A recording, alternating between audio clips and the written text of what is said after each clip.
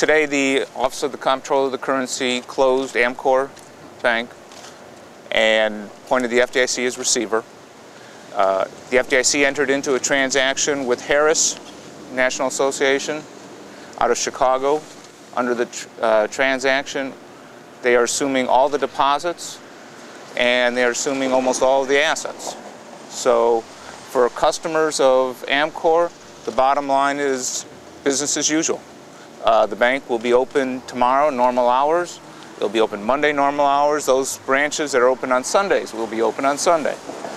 Checks will clear. Deposits that are automated will continue to come in. Again, for the customers, pretty much almost no changes other than who the bank is. Questions? Well, why today? You say here in the release that share price did not trigger it. What did trigger it today? The condition of the institution. The decision to close an institution is ultimately made by its primary regulator, the chartering agency, in this case the Comptroller of the Currency. They do coordinate that with the FDIC in terms of a date that is that's workable for us as well, and today is the day. You might agree, wait 1 second. We have nothing to do with that. Obviously, it was a rather quick process given the fact that, you know, bids were due, what, on the 15th or so, and then next to potentially a week later, you're here to come in. And... Well, the process is longer than that. The condition of the bank is reviewed, analyzed over years on an ongoing basis. It gets into a certain point where failure is likely. There is information that the FDIC develops in conjunction with the primary regulator, and the bidding process itself is kind of the latter stages. There is a due diligence period in between before bids are due, and so again, it's a process that takes a bit of time. So obviously you weren't confident in their ability to raise future capital. It didn't happen, and the primary regulator closed the institution. Rich, were there any other bidders? I believe that there were. I know there were several parties that were interested, but I do believe that there were multiple bids. I have not seen any information in terms of how many at this point. Why was Harris chosen? FDIC utilizes what's termed a least cost test. Whatever comes out to be the least expensive for the FDIC in terms of bids are the ones that are chosen. What about shareholders, as far as stock and whatnot? What happens? Shareholders, the bank is owned by AMCORE Financial, which is a holding company. The holding company has nothing has happened to the holding company. What has happened in terms of closure is the bank. So its primary asset is now in receivership. So can't really address the holding company other than to say, shareholders will need to contact the holding company and go from there. So the holding company still exists independently. It's up to them what's next for. That's up to them. Okay. What's the transition period like as far as online banking? Do people still go to the AMCORE's website to do all that? It is should be all up and operating and seamless. There should be no delays. Okay, but so will it say Harris already? Or? No. It will take time for a transition in terms of data processing systems. That typically takes several months to accomplish. But in the meantime, those depositors are now depositors of Harris, even though at this point it's too early for them to be able to go to Harris to actually do a transaction in terms of other locations.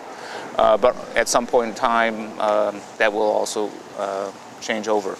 And there's a person here from Harris that can talk about their plans or whatever. Can you talk about shutting down both AMCORE and Broadway, obviously on the same day?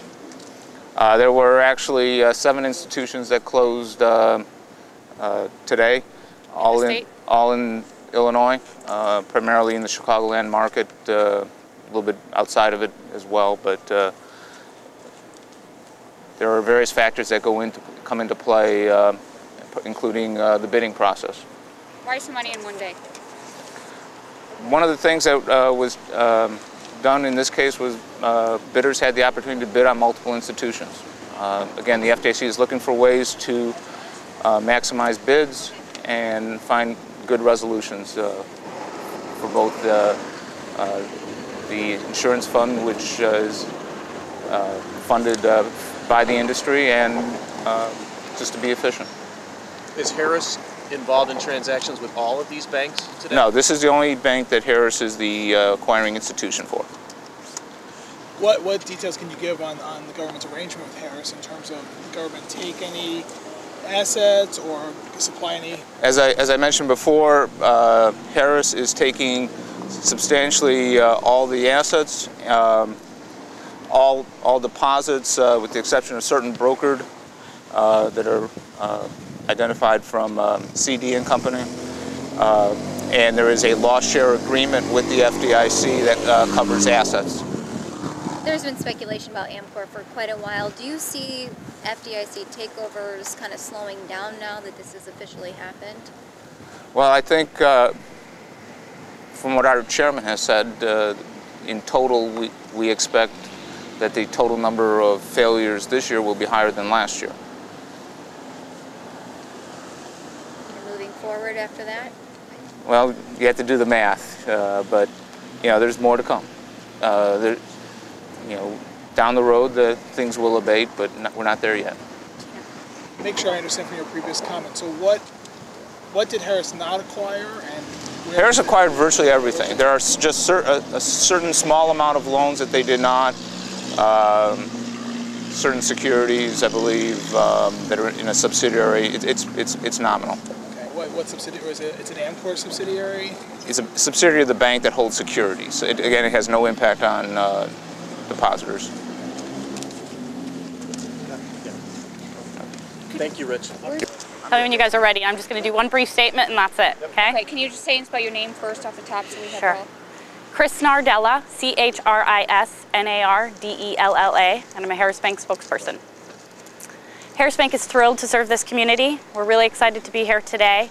Right now, our focus is our customers and the employees of AMCORE. We're focused on making sure they have all the information they need so to make this as smooth as a transition as possible for them.